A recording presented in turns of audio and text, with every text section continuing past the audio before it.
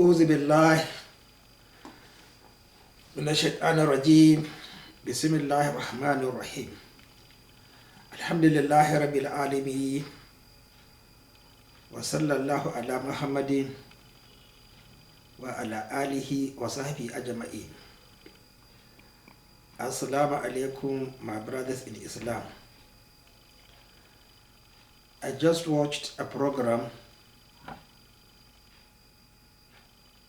Peace TV, I think by Ḥakeem, on this very important question on the third pillar of Islam, or the second pillar of Islam, that is fasting. That unfortunately we have been observing it, I don't know for how many years, for thousands of years, not according to the Sunnah.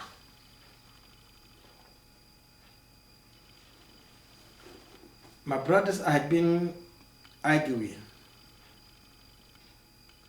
that it is knowledge, it is textbooks written, we hope, with perfection and accuracy on the Sunnah of Rasulullah sallallahu alaihi wasallam. That makes one to be a learned. And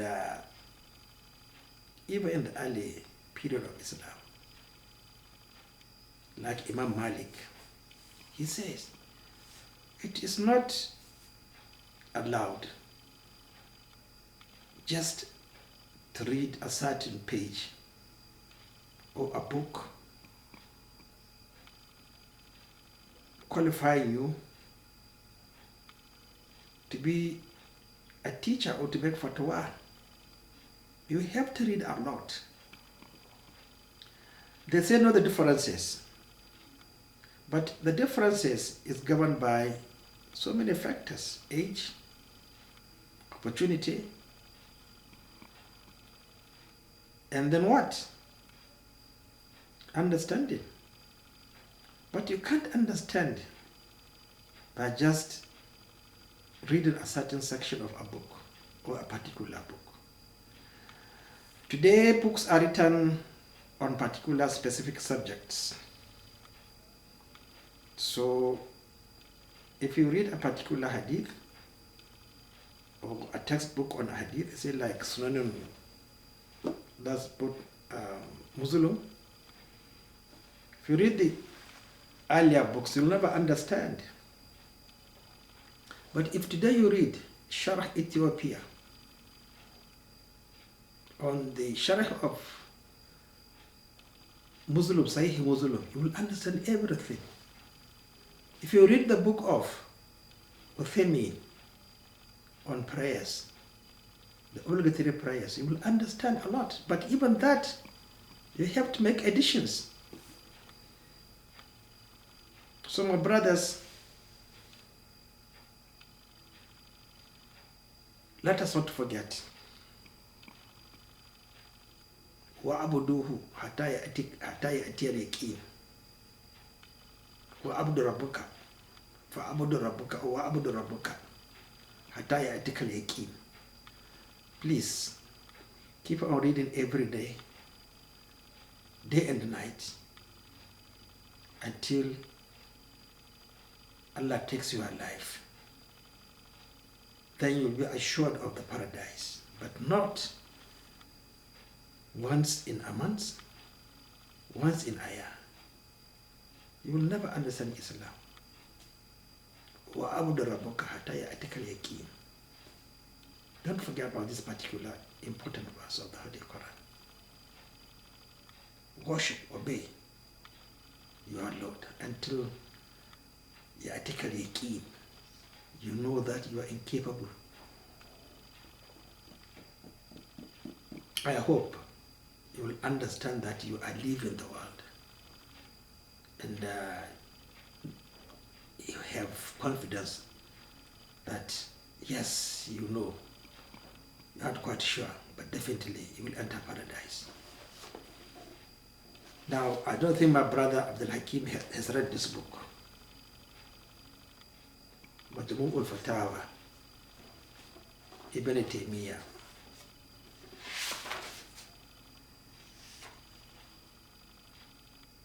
Al-Fiqh, Juz' al-Khamis, Zakat wa Sawm. This book is good. Describes moon sighting.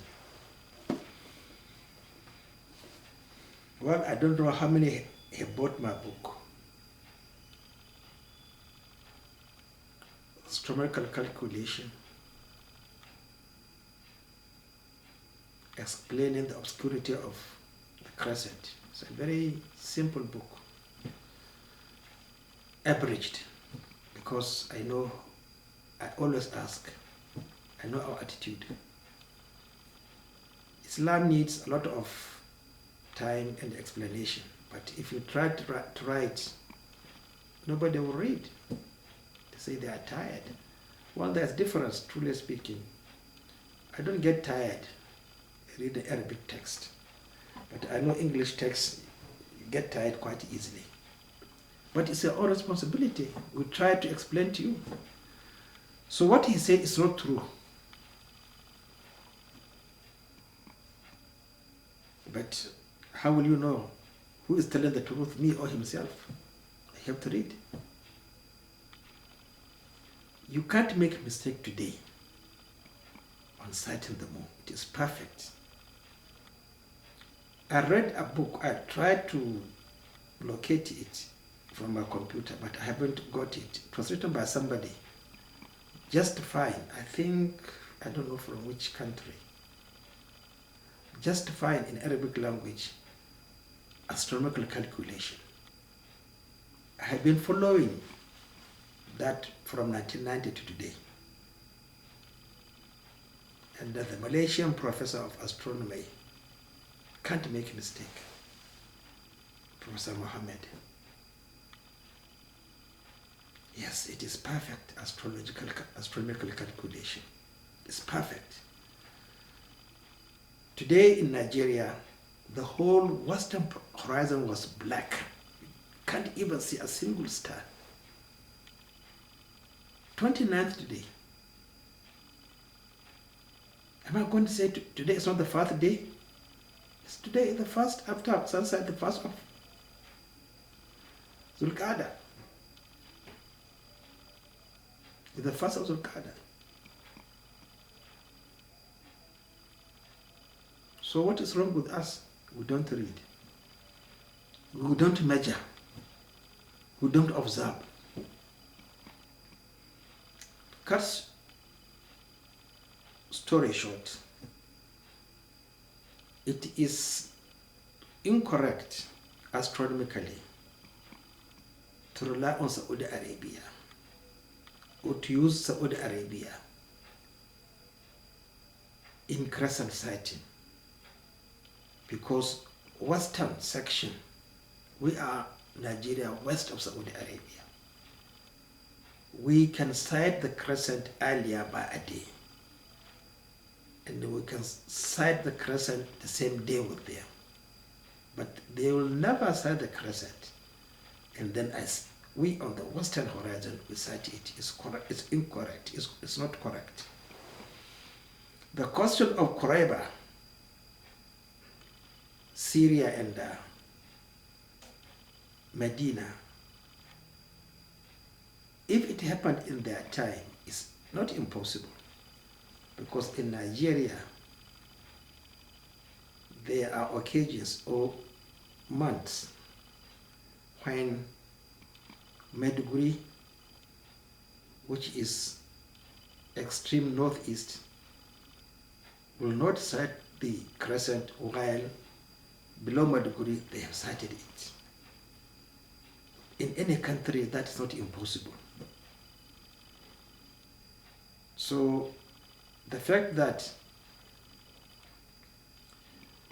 Rasulullah sallallahu alayhi wa sallam says, make it 30, I don't think in his 10 years there was a time The crescent was overcast, and they did not observe it on the 29th day. Following that narration, that of Bariha, a traveler arrived, and then Rasulullah asked him, this is they have sighted the crescent. So you must know the behavior, the culture of the Arabs, and what period of the year. Is it during the summer, during the heat, or what? When are they expected to arrive? When do they begin the journey, and when do they stop for resting? These are other additional knowledge which we must have. So today it's practically impossible. Astronomical calculations are correct. They tell you the time you watch the crescent sighting, first 7 days, 14th day, the second, the third, and the fourth weekly observations were written by and explained by Ibn Taymiyyah and agreed by astronomical calculations. When does the moon set on the 7th day? On the 14th day? On the 21st day? When do you first observe the foxtail characteristic? All these are not observed by our scholars, and yet they call themselves scholars. You are not supposed to follow mistakes. May Allah forgive us. As Abdullah Muhammad Abdul Wahab said, فَلِلَّهِ الْحَمْدُ لَيْسُ كَذَلِكَ. But why? Why still swimming mistakes, swimming in mistakes? Why up to today? We lack authority. The Arabs can't lead us.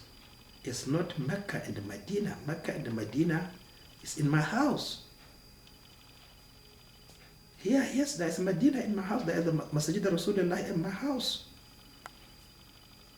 It's not his grave.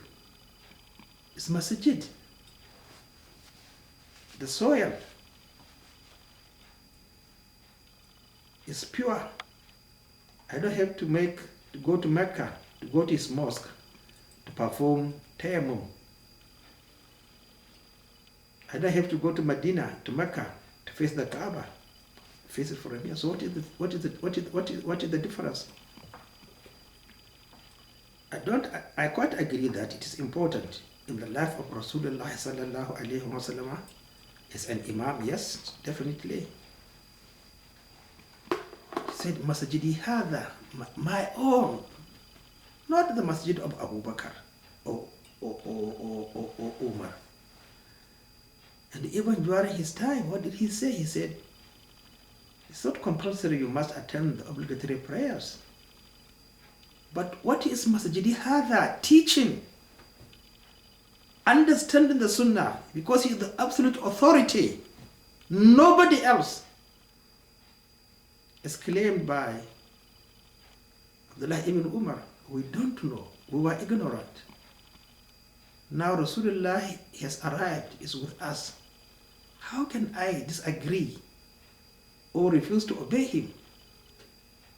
I didn't know before. Now he has taught me. He has practiced it. So my brothers, please let us read.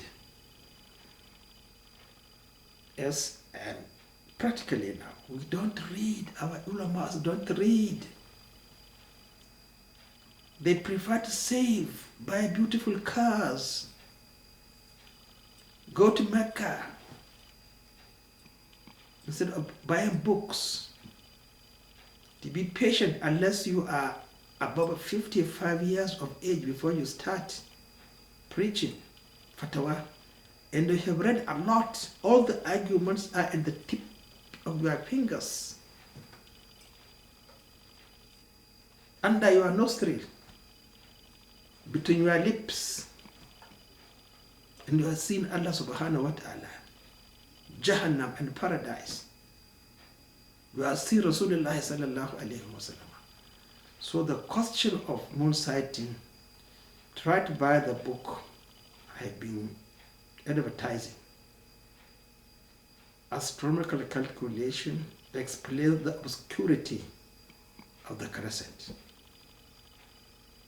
Assalamu alaikum wa rahmatullahi wa barakatuh.